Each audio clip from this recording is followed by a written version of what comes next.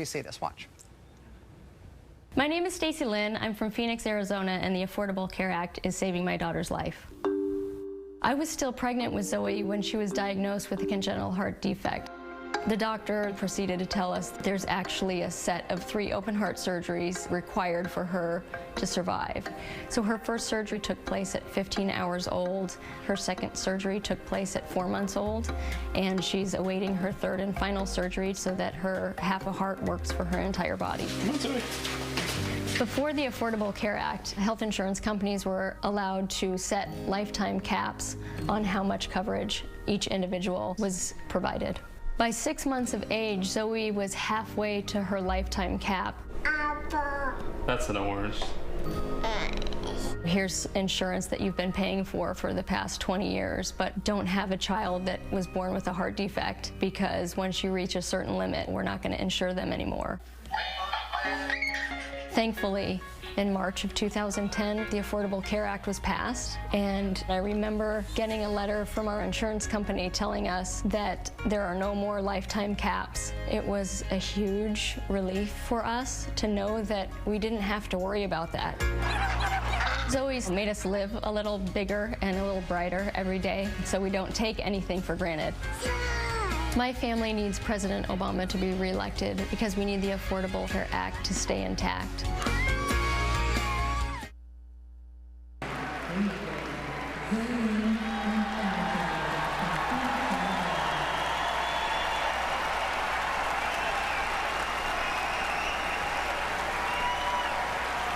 Governor Romney says people like me were the most excited about President Obama the day we voted for him.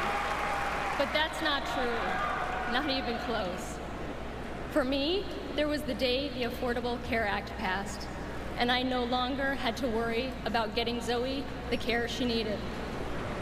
There was the day the letter arrived from the insurance company saying that our daughter's lifetime cap had been lifted. There was the day the Supreme Court upheld Obamacare. Like so many moms with sick children, I shed tears, and I could breathe easier, knowing we have that net below us to catch us if we fall, or if, God forbid, Zoe needs a heart transplant. Obamacare provides my family security and relief.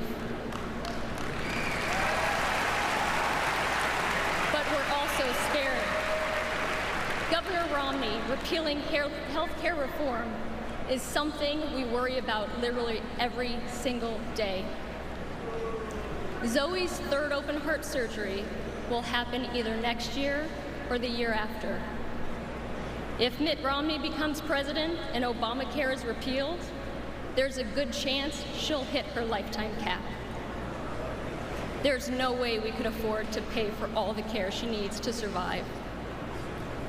When you have a sick child, it's always in the back of your mind and sometimes in the front of your mind.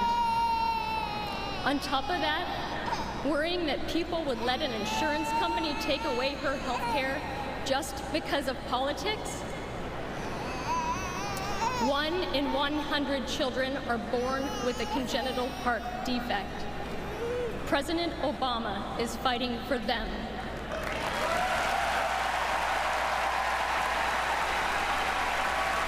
He's fighting for families like mine, and we need to fight for him.